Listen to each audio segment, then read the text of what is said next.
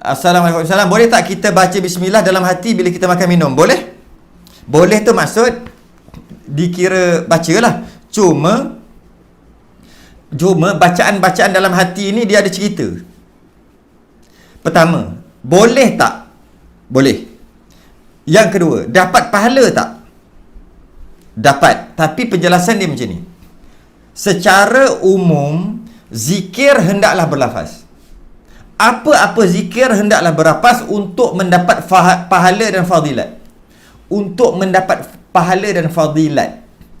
Kadang-kadang bacaan kita tu ada fadilat dan ada pahala.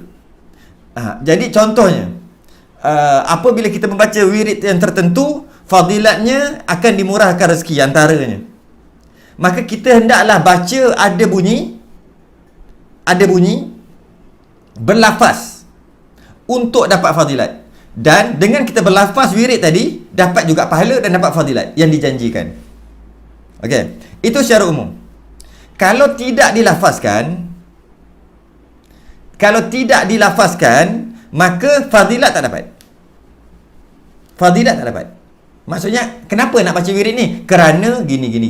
Kenapa baca 33 ni subhanallah alhamdulillah hebat? Kerana gini. Kenapa baca tabarakallah sebelum tidur? Kerana gini. Kan? Semua ada kerana nak fadilat dia tu.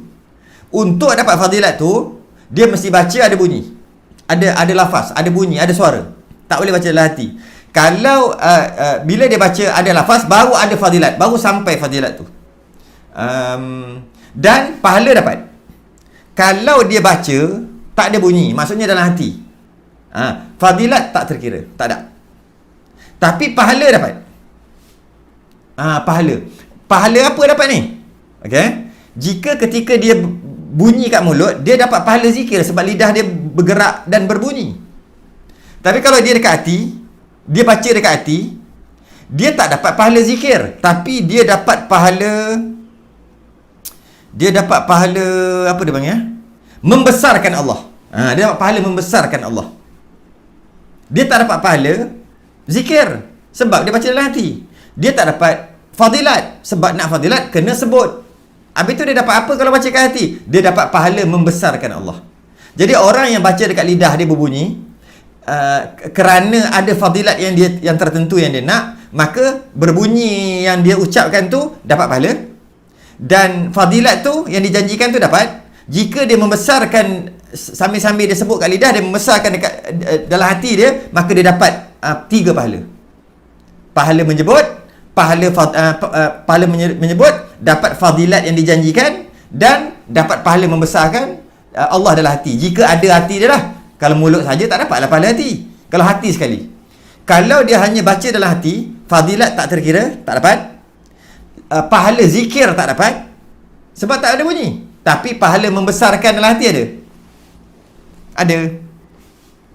Jadi kita biasa dengar orang sebut, dia tanya, dah baca doa makan? Dah baca dalam hati.